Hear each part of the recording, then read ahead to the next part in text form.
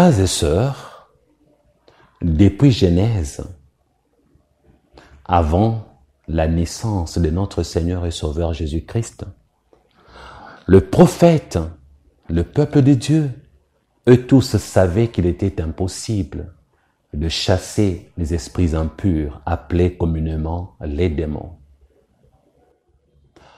Personne dans toute la Bible, avant la naissance et le ministère de Jésus-Christ, n'avait chassé les esprits impurs.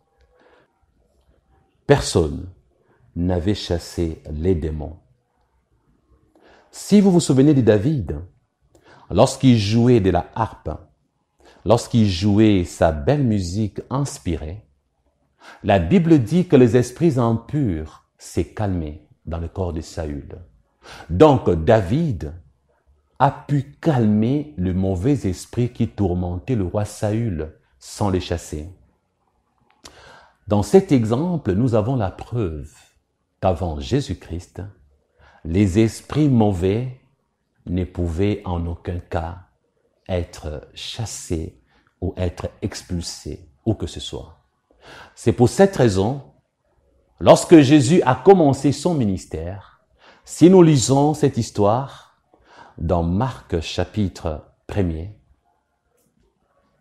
verset 23, je préfère que nous commencions par le verset 22 qui dit ceci. Ils étaient frappés de sa doctrine.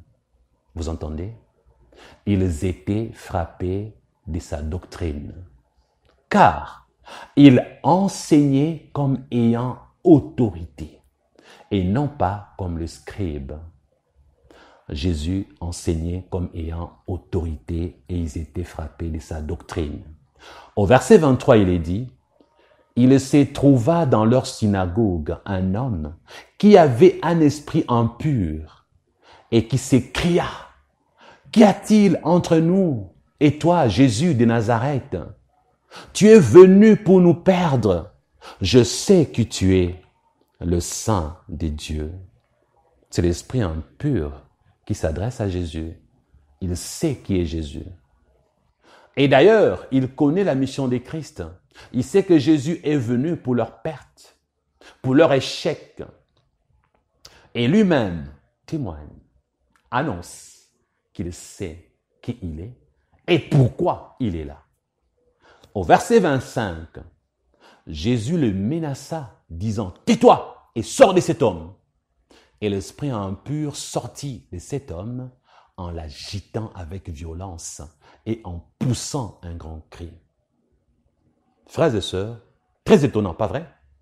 Les démons ont confessé et a informé que Jésus est venu pour leur perte. Jésus lui a demandé de se taire et l'a chassé. Et avant de sortir, il a secoué la personne possédée. Au verset 27, la Bible dit, « Tous furent saisis de stupéfaction, de sorte qu'ils se demandaient les uns aux autres, « Qu'est-ce que c'est ci? Une nouvelle doctrine ?» Ils se sont exclamés en disant, « Ça, c'est quoi? Une nouvelle doctrine ?» Telle fut leur exclamation. Pourquoi? Ils disent, « Il commande avec autorité, même aux esprits impurs, et ils lui obéissent. » Waouh! La foule, tout le monde, les Juifs, n'ont pas arrêté de dire, c'est une nouvelle doctrine. Ils n'ont pas posé la question. Ils se sont exclamés. Pour eux, c'était une nouvelle doctrine. Frères et sœurs, toi qui n'avais pas connaissance, retiens à partir d'aujourd'hui, chasser les démons n'avait jamais existé dans l'Ancien Testament. Jésus est le premier homme sur terre à avoir donné un ordre aux esprits impurs et les esprits impurs ont obéi. Jésus était le seul à chasser les esprits mauvais. Lorsqu'il a commencé son ministère, c'était la toute première fois qu'ils ont vu les démons obéir, exécuter un ordre donné par Jésus. Oui, c'est une nouvelle doctrine, car cette doctrine qu'a introduit Jésus dans d'autres doctrines qui existaient déjà. C'est une nouvelle façon de faire. Et la bonne nouvelle, frères et sœurs, j'aimerais vous le dire aujourd'hui. Jésus qui chassait les démons a fait un mandat. Dans le mandat de Jésus, que j'appelle le mandat divin, il a eu à dire quelque chose la chose a présenté 5 signes du mandat divin. Et nous allons découvrir ensemble que dans les 5 signes du mandat divin, il y a la nouvelle doctrine. Nouvelle doctrine parce que avant c'était impossible. Tout le monde savait que lorsque vous étiez possédé par un démon, lorsque vous étiez frappé des maladies démoniaques, lorsque les esprits impurs vous tourmentaient, il n'y avait aucune possibilité de le vaincre. Il n'y avait aucune possibilité de le chasser. C'était connu officiellement par tous. Aucun homme de Dieu ne chassait les démons. Mais ces jours-là, ils ont constaté que Jésus avait apporté une nouvelle doctrine qui consiste à ordonner au monde des ténèbres de déguerpir, à chasser les démons. Raison pour laquelle il est écrit dans Marc chapitre 16, à partir du verset 16 jusqu'à 18. Nous allons découvrir ensemble le 5 signes du mandat divin. Lisons. Celui qui croira et qui sera baptisé sera sauvé. Mais celui qui ne croira pas sera condamné. Et dans d'autres versions, au verset 17, on parle de miracle ou de signe. Peu importe votre version. Le signe ou le miracle, c'est bonnet blanc, blanc bonnet. Dans ma version, il est dit, voici le signe qui accompagneront ceux qui auront cru. Dans d'autres versions, il est dit, voici les miracles qui accompagneront ceux qui auront cru. Les signes sont au pluriel. Voici le premier signe. Jésus a dit, en mon nom, ils chasseront les démons. Frères et sœurs, aujourd'hui, vous n'imaginez pas cette réalité. Aujourd'hui, vous ne comprenez pas très bien que signifie chasser les démons. Ce n'est pas pour rien que Jésus annonce à tous ceux qui ont cru en lui, il leur annonce qu'il y a le signe qui vont les accompagner. Il y a des miracles qui vont les accompagner de façon obligatoire. Ceux et celles qui croient en Jésus comme Seigneur et Sauveur. Avant d'aller loin, j'aimerais vous dire ceci, frères et sœurs. Que signifie croire? Quand on dit croire en Jésus, cela veut dire que tu l'acceptes lui seul, comme l'unique Seigneur et Sauveur de ta vie, pas vrai? Or, l'accepter, c'est abandonner son ancienne vie du péché. On l'accepte, on abandonne la vie du péché et on échappe à la condamnation. Quelle est la condamnation?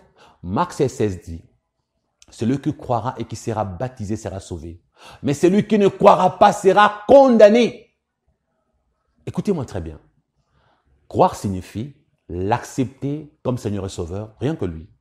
Renoncer à la vie du péché définitivement. Et si je ne l'accepte pas comme Seigneur et Sauveur, si je ne renonce pas au péché, alors je serai condamné.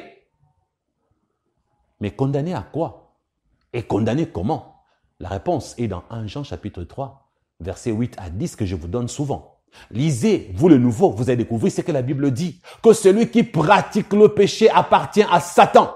Que celui qui pratique le péché est du diable. Parce qu'au verset 9, il est dit, quiconque est né de Dieu, la nouvelle naissance, ne pratique pas le péché. Le verset 10, la partie A, dit ceci. C'est par là que se font reconnaître les enfants de Dieu et les enfants du diable.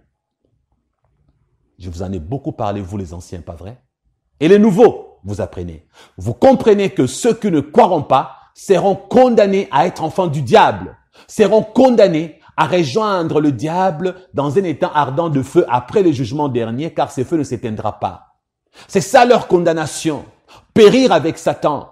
Mais nous qui avons cru, vous qui avez cru, voici les signes qui vont vous accompagner de façon obligatoire. C'est ça le mandat divin. Il y a 5 signes accompagnateurs.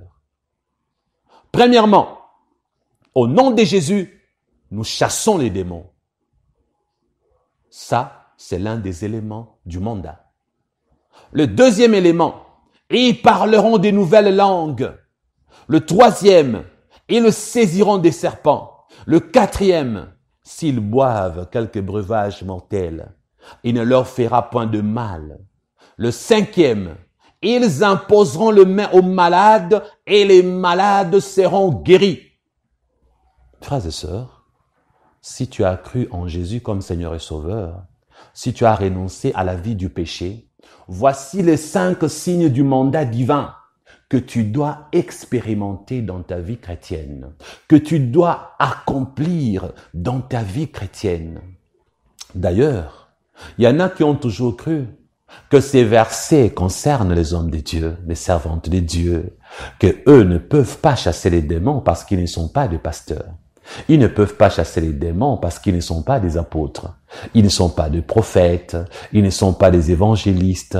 Vous vous trompez, frères et sœurs. Ici, c'est un verset qui concerne tout homme et toute femme qui acceptent Jésus comme Seigneur et Sauveur. Ce sont des signes obligatoires dans la vie de n'importe qui, n'importe quel chrétien. Il ne s'agit pas d'être serviteur ou servante de Dieu. N'importe quel chrétien ou chrétienne peut chasser les démons. Ça, c'est la nouvelle doctrine que Jésus avait apportée. Il peut parler en langue. N'importe qui, n'importe quel homme, n'importe quel chrétien peut saisir des serpents. N'importe qui prendra du poison sans mourir. N'importe qui peut imposer les mains au malade et voir le malade guérir. Ce sont les 5 signes obligatoires qui doivent vous accompagner jusqu'au dernier jour de votre vie. Si dans votre vie, vous n'avez jamais chassé les démons, vous n'avez jamais parlé de nouvelles langues, vous n'avez jamais saisi des serpents, vous n'avez jamais pris du poison sans mourir, vous n'avez jamais imposé les mains au malade et le voir guérir, cela veut dire que vous n'êtes pas dans le mandat divin. Cela veut dire que les 5 signes accompagnateurs du chrétien ne s'exercent pas dans votre vie. Cela veut dire que vous n'êtes pas reconnu comme enfant de Dieu. Car dans l'identité spirituelle, une fois que vous êtes né de nouveau, dans le monde spirituel, les 5 signes automatiquement sont attachés à vous. Les démons, les esprits impurs, ainsi que Satan lui-même, savent que la nouvelle naissance est un changement d'identité. Le monde des ténèbres est informé que désormais, vous êtes devenus enfants de Dieu. Comme 1 Jean 3, 8 à 10 nous le dit. Tu es enfant de Dieu. Oui, tu peux tomber dans le péché, mais tu ne peux pas pratiquer volontairement le péché. Tu es enfant de Dieu, tu es né de Dieu, tu ne peux pas vivre continuellement et volontairement dans le péché. C'est là où on reconnaît que tu es enfant de Dieu, parce que celui qui est enfant du diable peut prononcer le nom de Jésus, mais tous les jours il pratiquera le péché parce qu'il appartient à Satan. Frères et sœurs, les 5 signes du mandat divin ne peuvent pas s'accomplir dans la vie de quelqu'un dont l'identité spirituelle est douteuse. Ce que j'aimerais vous dire dès à présent, frères et sœurs, vous ne vivrez ces 5 signes que si votre identité spirituelle est spirituellement reconnue dans les deux mondes de Dieu et de Satan. Parce que si vous avez fait une fausse conversion, Satan est au courant, les démons sont au courant, les sorciers, le monde des ténèbres dans son ensemble est au courant. Lorsque vous allez vous mettre à utiliser le nom de Jésus pour chasser les démons, vous n'aurez aucun résultat, frères et sœurs, parce que vous ne pouvez pas chasser les démons en utilisant le nom de Jésus comme étant une formule. Le nom de Jésus n'est pas une formule. Le nom de Jésus, c'est les résultats d'une relation entre toi et Jésus, mon frère ou ma sœur. Le nom de Jésus n'a de puissance que dans la vie d'une personne qui a une relation avec Jésus. Laissez-moi vous expliquer. Lorsque tu es né de nouveau, tu as changé d'identité, pas vrai? Le Saint-Esprit t'a mis son sceau. Tu as été régénéré. Ton esprit, désormais, est régénéré. Tu es devenu saint par position. Tu es une sainte ou un saint parce que ton esprit a été régénéré.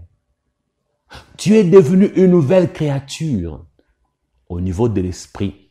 Ton corps peut être encore malade. Ton corps peut avoir envie de forniquer, de voler, de tricher, de commettre le péché. Mais l'esprit, lui, est devenu saint parce qu'il est régénéré. Maintenant, c'est après que tu dois chercher la conversion et la transformation de ton âme et de ton corps. La transformation de ton âme s'effectue dans la vie de sanctification qui viendra transformer ton âme.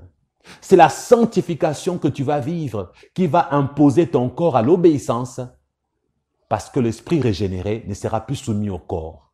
Le problème du corps sera traité après parce que le salut est à 3 niveaux. L'esprit, l'âme et le corps. Maintenant, dès que l'esprit est régénéré, tu es en relation avec Jésus. Tu deviens enfant de Dieu.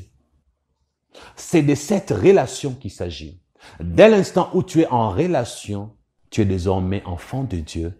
Tu reçois le mandat avec les 5 signes. Désormais, le monde des ténèbres te sera soumis. Lorsque tu vas dire à un démon, sors au nom de Jésus, il sortira. Tu parleras en langue. Si on te donne du poison, tu vas prendre le poison comme de vitamine. Tu ne mourras pas. Si tu imposes le malade, le malade sera guéri. Et j'insiste, tu n'as pas besoin d'être pasteur ou serviteur de Dieu.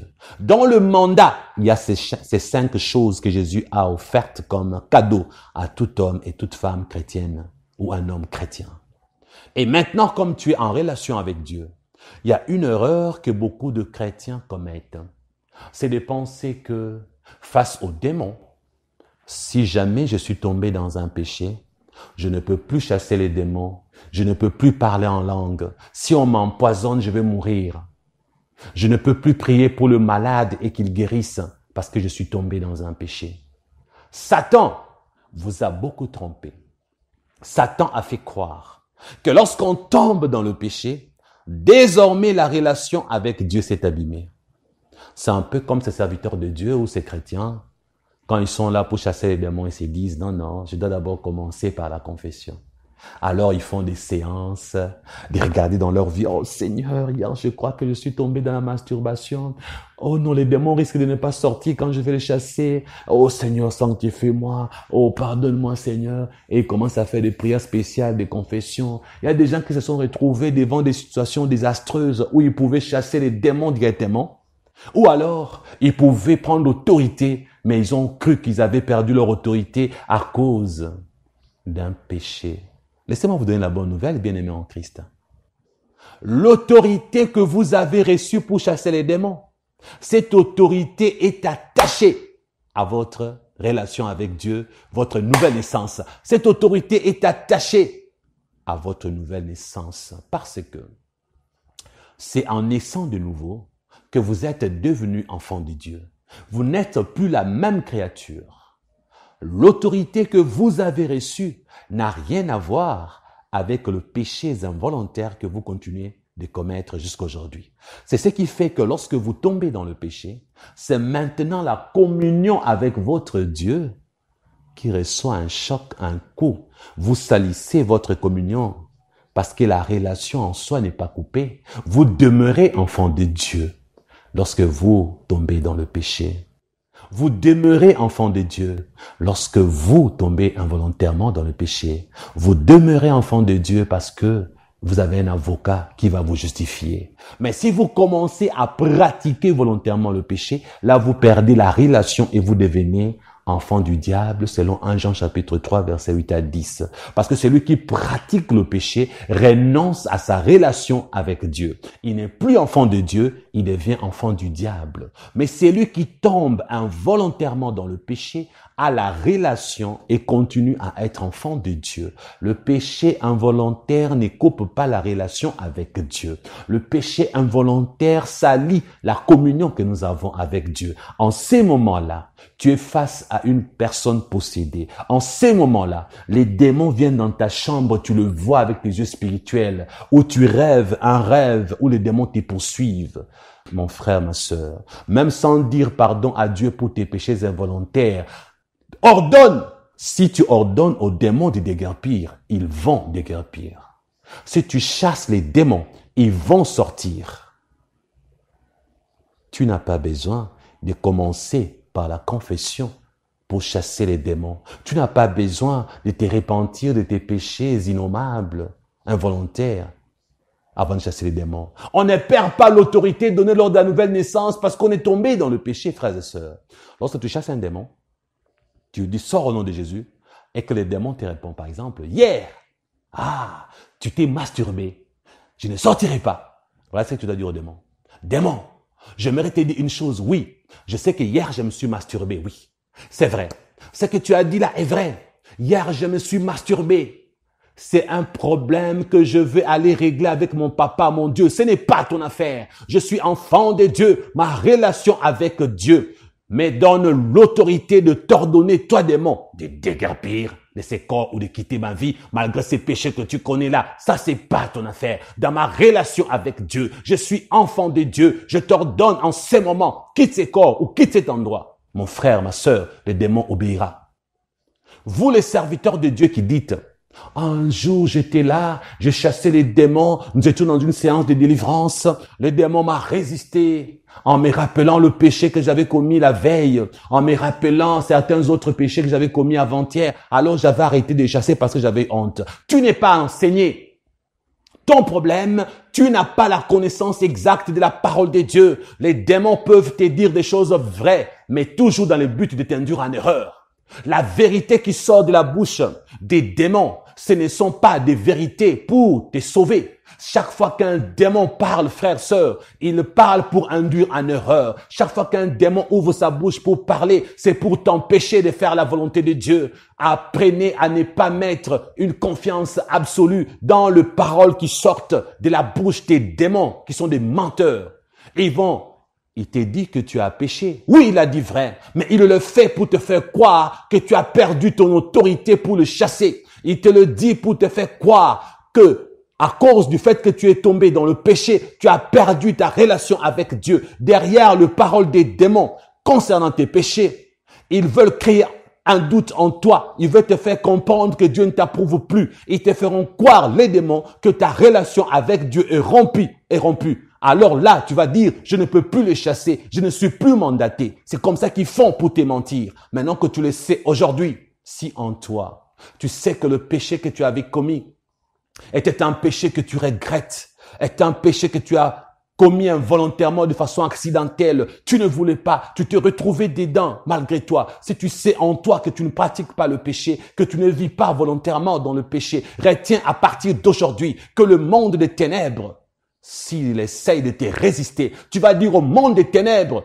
ma relation avec Dieu, ce n'est pas votre problème. Moi, je vous ordonne, au nom de Jésus, déguerpissez, mon frère et ma sœur. Ils vont déguerpir. Parce qu'ils vont se rendre compte qu'ils ont utilisé la vérité maléfique contre ta vie pour te faire taire. Mais toi, tu as utilisé la parole de Dieu pour le chasser. La parole de Dieu dit, voici les signes qui accompagneront ceux qui auront cru. Quoi? Relation avec Dieu. Tu as cru. Alors, les 5 signes sont dans le mandat divin que Dieu a mis pour chaque homme et chaque femme. Et comme tu connais la parole de Dieu, tu vas les chasser, même sans confesser des péchés involontaires. C'est pas leur affaire. Qu'on ne vous fasse pas croire qu'avant de chasser les démons, il faut commencer par une séance de confession, une séance de demande de pardon. Ça, c'est entre toi et Dieu. Ta relation avec Dieu ne concerne pas Satan ni les démons. Ta communion avec Dieu, ça ne regarde pas les démons, même pas moi. Frères et sœurs, regardez dans une maison. Votre enfant demeure votre enfant tant que vous ne l'avez pas régné. Il est votre enfant. Il a une relation avec vous, relation de père et du fils, de la mère et de la fille. L'enfant peut casser vos verres, votre télévision, l'enfant peut détruire votre voiture. Tant que cet enfant n'est pas régné, il demeure le vôtre. Il jouit toujours de votre protection. Il est sous votre autorité et habite dans votre maison. Et si vous l'avez mandaté d'être le représentant dans votre entreprise ou le chef de la maison, les domestiques vont se soumettre à votre enfant. Ils ne diront pas, comme ton papa est fâché contre toi du fait que tu avais cassé les verres, moi je ne veux plus t'obéir. D'ailleurs, les papas, s'il apprend, il te dira, vire-le, tu as l'autorité. Il va vous dire, vous avez l'autorité, virez-le. Vous êtes les fils dans cette maison. Dans une maison, l'enfant n'est déchu que lorsque le parent les réunit. Voilà pourquoi la Bible dit, plusieurs diront, en mon nom, ils ont chassé les démons, ils ont guéri les malades, ils ont ressuscité les morts. Je leur dirai, arrière de moi, vous qui commettez le péché, l'iniquité. Lorsque Dieu réunit quelqu'un, il devient enfant du diable. Ces enfants du diable-là, c'est à eux que le démon résiste. Parce qu'ils n'ont plus de relation, ou ils n'ont aucune relation avec le Père Céleste. Ils n'ont aucune relation avec Jésus-Christ. Ils appartiennent à Satan. Ce sont des païens, des impies, des inconvertis. À eux, les démons résistent. D'ailleurs, laissez-moi vous donner la preuve biblique d'un groupe de personnes qui avaient pensé que le nom de Jésus était une formule magique pour qu'ils commencent à chasser les démons comme ils voulaient. Lisons dans Actes chapitre 19 à partir du verset 13. La Bible dit: « Quelques exorcistes juifs ambulants essayèrent d'invoquer sur ceux qui avaient des esprits malins le nom du Seigneur Jésus en disant: « Je vous conjure par Jésus que Paul prêche de quitter le corps. » C'est ce qu'ils avaient dit. Verset 14. Ceux qui faisaient cela étaient 7 fils de Tséva, juifs, l'un des principaux sacrificateurs. L'esprit malin leur répondit: « Je connais Jésus et je sais qui est Paul, mais vous, qui êtes-vous? » Vous voyez? Ils n'ont pas une relation avec Dieu. Ils n'ont pas une relation avec le Père Céleste. Les démons leur posent la question: « Nous connaissons Jésus, c'est le Fils de Dieu. Nous connaissons Paul, c'est l'enfant de Dieu. Mais vous, nous voyons avec nos yeux que spirituellement, vous n'appartenez pas à Jésus. Vous n'êtes pas frère de Paul. Vous n'êtes pas de chrétien. Vous êtes le fils des sacrificateurs. L'un des sacrificateurs dont votre papa a rejeté Jésus. Les autres sacrificateurs ont poussé la foule à scander le nom de Barabbas. Vos parents ont demandé à la foule de choisir Barnabas à la place de Jésus. Vos parents n'ont jamais été enfants de Dieu parce qu'ils ont rejeté Jésus. Même vous, vous êtes des exorcistes. Vous utilisez des techniques maléfiques pour chasser les esprits. Mais là, le Jésus dont vous parlez, là, il ne vous connaît pas. Vous n'êtes pas en relation. Et qu'est-ce que la Bible dit? Ils ont été tabassés. La personne qui était possédée a eu une force surhumaine donnée par les démons. La personne les a boxés, les a frappés, des hypercutes, au point qu'ils sont restés nus et ils ont fui tout nus comme de verre, comme ils étaient nés. Ils sont partis sans vêtements. Frères et sœurs, c'est lorsque vous vivez dans le péché, vous n'êtes pas un chrétien, vous n'avez pas une relation avec Dieu, que les démons vont vous résister. Là, les démons ont agi dans le corps d'un homme qui lui ont donné une puissance pour taper et frapper. Mais pour vous, les démons qui entrent dans votre chambre, qui passent dans vos sommeils ou qui vous envahissent, qui vous sont envoyés par les satanistes, même s'ils ne peuvent pas vous toucher physiquement pour vous frapper, c'est spirituellement qu'ils vont vous résister. Vous allez les chasser, ils ne partiront pas. Ils vont rester dans votre vie, en train de vous détruire petit à petit.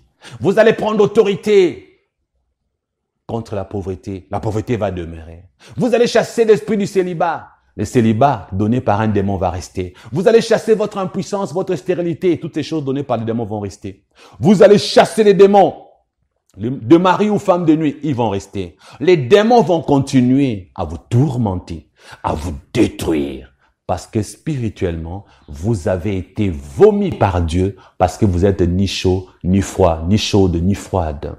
Lorsque vous vivez un pied dedans, un pied dehors, le monde des ténèbres vous résistera. Frères, sœurs, vous ne bénéficierez jamais du mandat divin qui consiste à vous donner l'autorité de chasser les démons. La nouvelle doctrine qu'avait apportée Jésus, celle d'ordonner au monde des ténèbres, et le monde des ténèbres obéit ipso facto, immédiatement. Regardez, frères et sœurs, beaucoup de chrétiens aujourd'hui prennent le nom de Jésus comme étant une formule magique.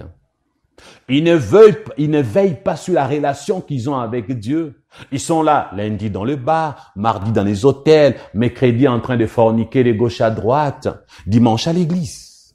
Et ensuite, ils sont là en train de prier, de chasser les démons. Et les démons dans le monde des ténèbres sont en train de rire, de ricaner et de se moquer d'eux. Et quand vous regardez dans votre vie, mon frère, vous qui vivez dans le péché, ma sœur, de façon continue, vous allez voir que l'influence démoniaque est toujours là.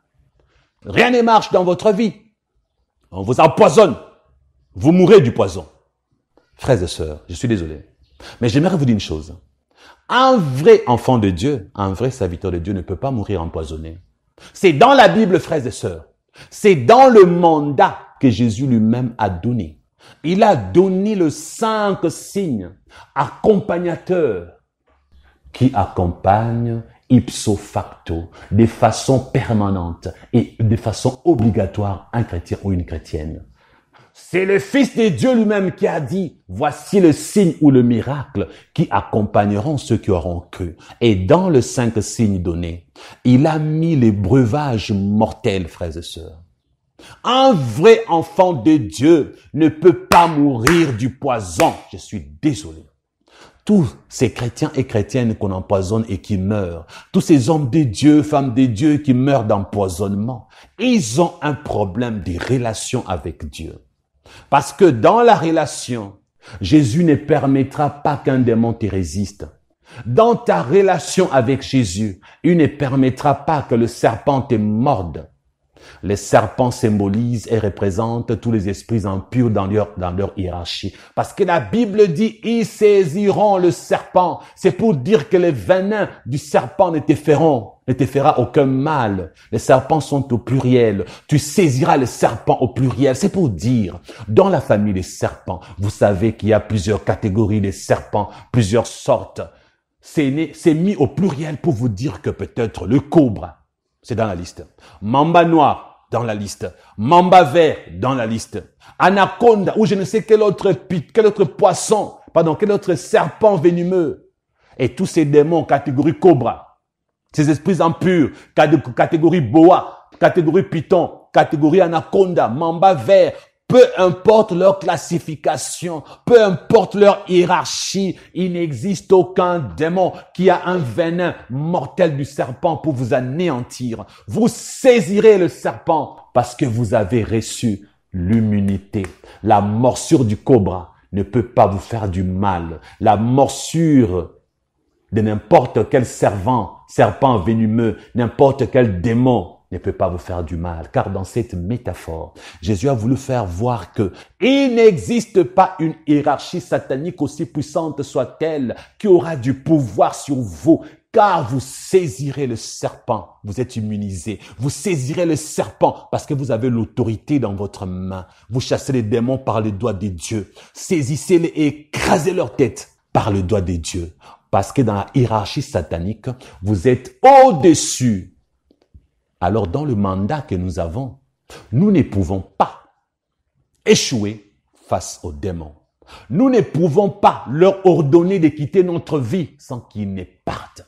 Vous ne pouvez pas être empoisonné parce que le poison, c'est du vitamine pour vous. Le poison dans votre corps ne peut pas vous détruire. Vous êtes immunisé du amyle antipoison dans votre corps. Vous êtes immunisé contre toutes sortes de poisons venimeux spirituellement transmis par les serpents sataniques. Et spirituellement parlant, un démon ne peut pas te manger. Oh, on a mangé notre pasteur, on a mangé notre berger, on a mangé mon frère, on a mangé ma sœur, il a été mangé. Oui, si c'est vrai, c'est parce que ces personnes ont un problème de relation avec Dieu. Parce que dans la relation, il y a 5 signes qui accompagnent le chrétien ou la chrétienne. Dans la relation, il y a le mandat avec 5 signes. Un vrai chrétien ne meurt pas d'empoisonnement. Un vrai chrétien ne meurt pas mangé par les sorciers ou les satanistes. Un vrai chrétien, il est au-dessus des démons et des satans. Et quant aux malades, tu vas imposer les mains aux malades et les malades vont guérir. Commence à t'exercer au niveau de ta maison. Prie contre le maladie. Prie contre ta propre maladie. Dans la relation avec Dieu, le malade guérisse, les maladies disparaissent. C'est un problème de relation et non pas de communion. Tu as péché, la Bible dit que si nous avons un péché, nous avons un avocat auprès du Père Jésus-Christ. Là, c'est ta communion. Si tu pèches, ta robe blanche spirituelle est salie. Elle symbolise la sainteté. Elle est tachée par le péché qui est la saleté. Il y a le sang de Jésus purificateur. Avec le sang de Jésus, lorsque tu vas te repentir sincèrement, avec le sang de Jésus, lorsque tu vas confesser, le sang de Jésus va laver ta robe. La relation demeure. C'est la communion qu'on soigne. Et le sang de Jésus va effacer tes péchés. Et le sang de Jésus va te revigorer, te ragaillardir, que personne ne t'accuse de quoi que ce soit lorsque tu tombes dans le péché, parce que Jésus est l'avocat. Tu as toujours l'autorité. Mon frère, tu es dans une séance de délivrance, par exemple. Même si tu te souviens que tu avais péché, que tu n'avais pas eu le temps de confesser, chasse les démons! Tu as l'autorité dans la relation. Ce n'est pas une formule magique. Le nom de Jésus, c'est le résultat d'une relation. C'est le résultat entre toi et Jésus. Comme c'est le résultat, ça marche toujours lorsque tu prononces le nom de Jésus contre le monde des ténèbres. Ce n'est pas une formule magique pour être utilisée par n'importe qui n'a pas une bonne relation avec Jésus. Aujourd'hui, dans nos églises, le nom de Jésus est devenu une formule. La prostituée de ton église est toujours là. Au nom de Jésus, je te chasse.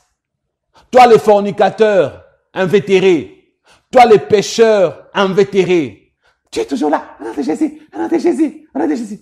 Tu considères le nom de Jésus comme étant une formule magique. Voilà pourquoi tu échoues toujours. Avec le nom de Jésus dans ta bouche, tu es toujours pauvre, possédé, maléfiquement, travaillé dans le monde des ténèbres. Avec le nom de Jésus dans tes lèvres, tu es toujours possédé. Avec le nom de Jésus dans ta vie, tu es toujours malmené par le démon. Rien ne change dans ta vie. Parce que le nom de Jésus n'est pas une formule magique, frères et sœurs. T'as compris? Vous savez, certains ont eu à croire que si les pasteurs d'aujourd'hui n'arrivent pas à ressusciter le mort, c'est parce que ils n'ont pas la relation avec Dieu. C'est pas vrai. Frères et sœurs, laissez-moi souligner quelque chose. C'est très important. Il y a des chrétiens qui peuvent dire, pasteur Christian, dans Marc 16, il y a le mandat, comme vous dites. Les 5 signes accompagnateurs dans la vie d'un véritable enfant de Dieu ou d'une véritable fille de Dieu. Mais nous, on a essayé un jour de ressusciter un mort, nous avons échoué, pasteur Christian. Nous avons voulu que Dieu ressuscite notre maman, notre frère, mais ça n'a pas marché. Alors, pasteur Christian, vous et vos 5 signes-là, Parce que pourquoi nous, enfants de Dieu, nous n'arrivons pas à ressusciter le mort? Nous avons déjà essayé dans notre famille. Frères et sœurs, laissez-moi vous dire une chose. Vous êtes aveugles. Vous ne lisez pas bien la parole de Dieu. Ici, dans ce contexte, Jésus s'est adressé à tout chrétien, à celui qui croira et qui sera baptisé dans le baptême de l'eau, celui ou celle qui deviendra enfant de Dieu. Il ne sera pas condamné parce qu'il a cru. À celui-là ou celle-là, il y a des miracles qui vont l'accompagner parce qu'il a cru. Jésus a bien précisé quel type de miracle, des signes ou des prodiges. Le premier, c'est chasser les démons. C'est un miracle si vous n'avez jamais su. Chasser les démons. Et dans la liste des signes ou de miracles, donc de prodiges. Parce que dans l'Ancien Testament, ça ne se faisait pas. C'est un miracle. Toi qui dis que je n'ai jamais vu un miracle. Non, tu as déjà vu un miracle. Tu chasses les démons, n'est-ce pas? Chasser les démons, c'est un miracle.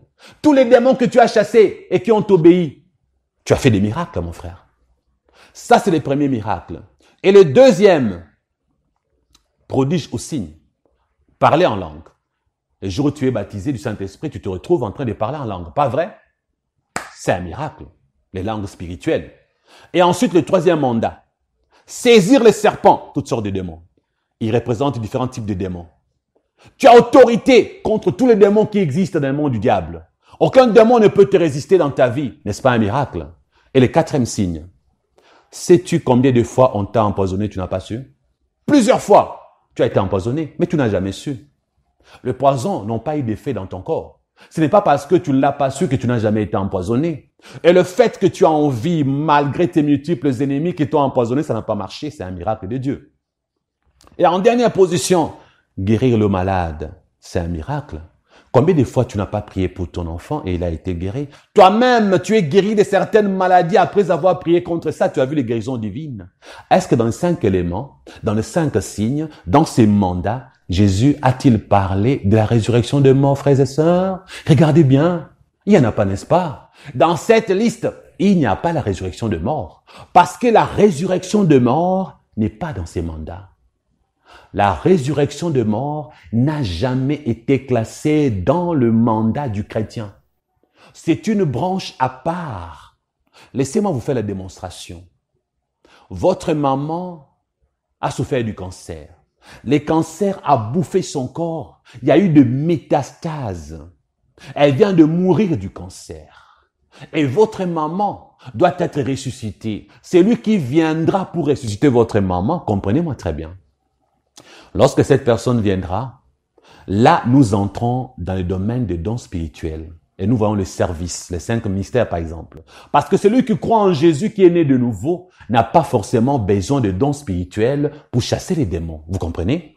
C'est lui qui est né de nouveau ou celle-là, dans le mandat, il peut ou elle peut recevoir le baptême du Saint-Esprit pour avoir les signes dans le parler en langue.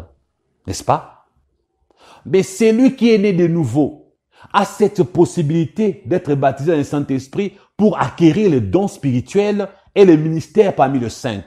Cela veut dire que le jour où cette personne aura les dons spirituels, il recevra d'autres dons qui donnent la capacité de ramener le mort à la vie. Mais tant que cette personne n'a pas encore les autres dons qui donnent la capacité de ressusciter le mort, la bonne nouvelle pour cette personne est que elle peut chasser les démons. Elle peut parler en langue quand elle sera baptisée du Saint-Esprit.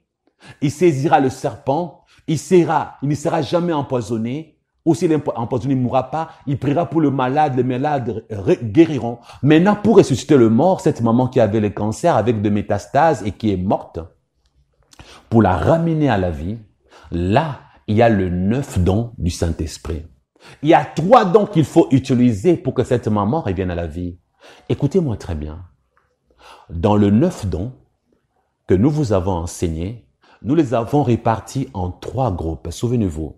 1, le don de révélation, don de puissance et don d'inspiration. Maintenant, c'est dans le don de puissance que cette maman peut être ramenée à la vie. Pourquoi?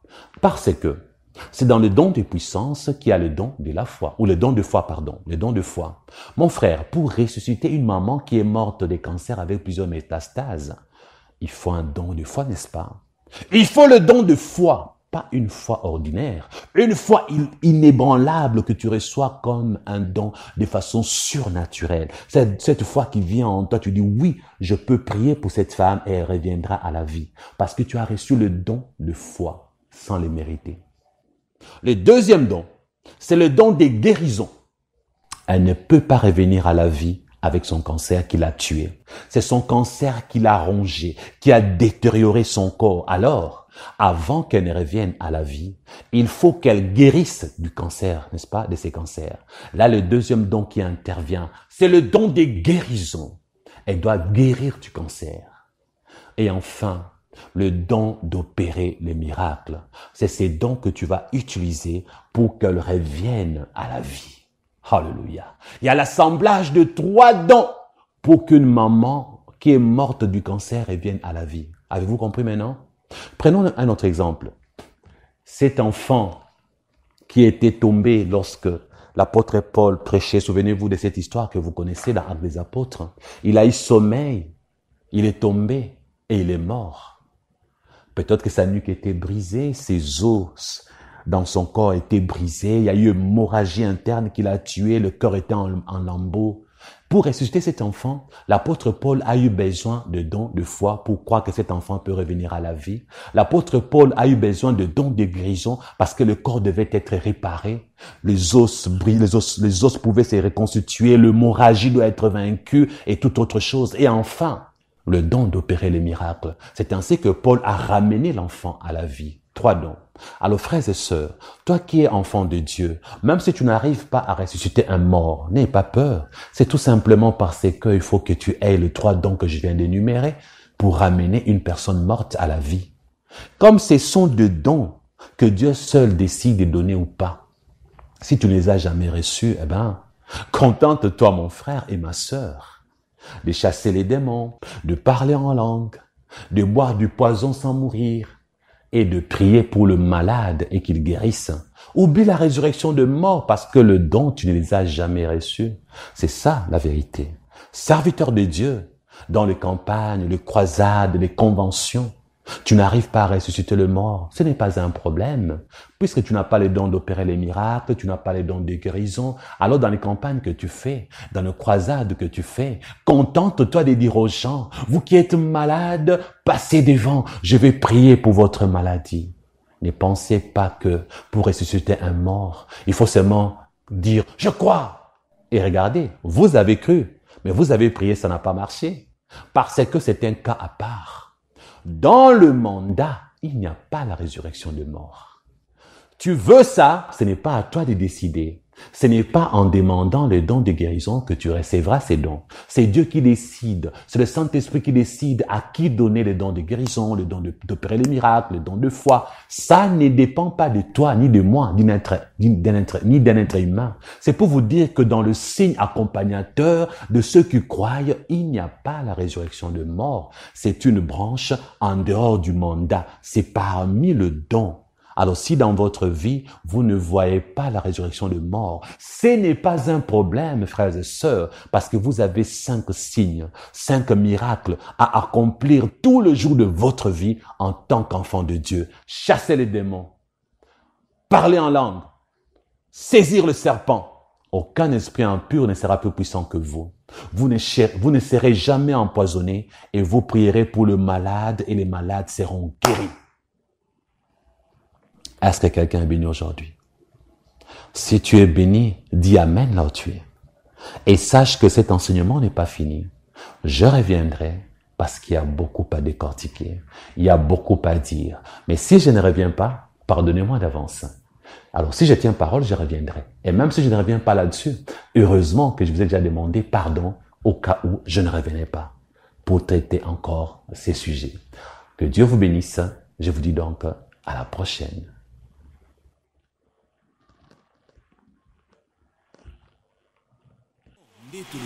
Kombo na Yesu enonga ezali na bongo enonga kombo na Yesu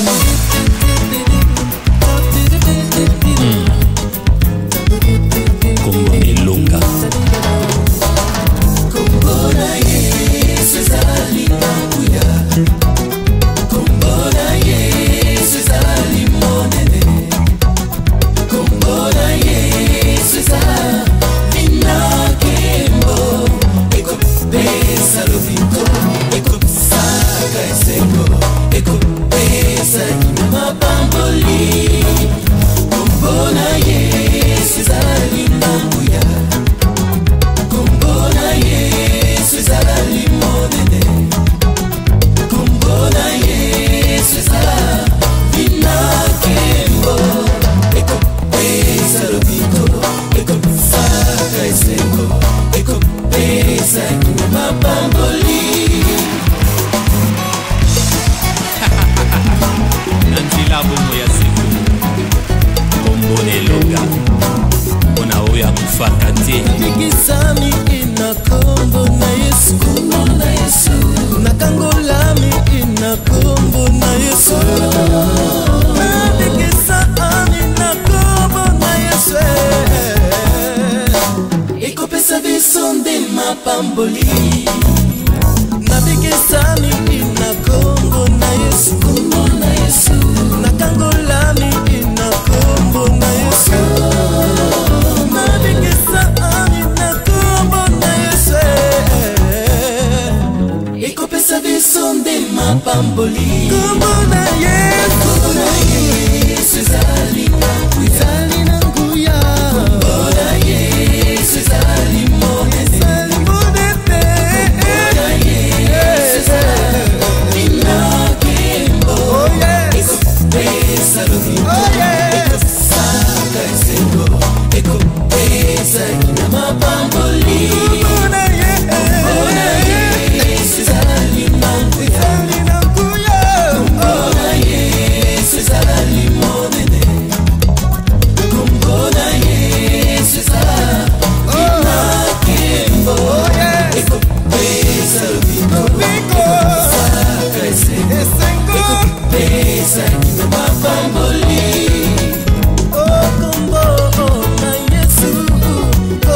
Oh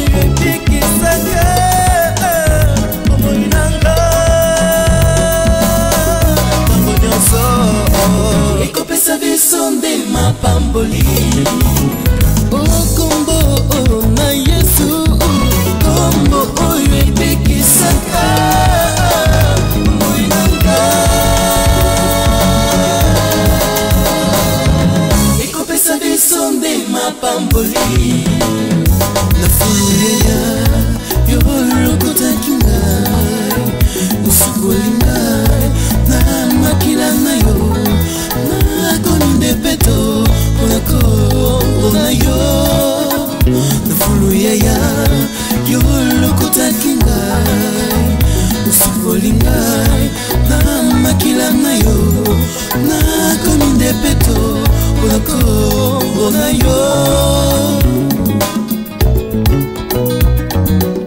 kotala nzela bomoi kombo na Yesu epesi yo bombo ya seko na yango tolobi ozali immortel kombo nelonga alleluya esengo na motema mpona baoyo bakufaka te na kombo na Yesu azwa elonga alleluya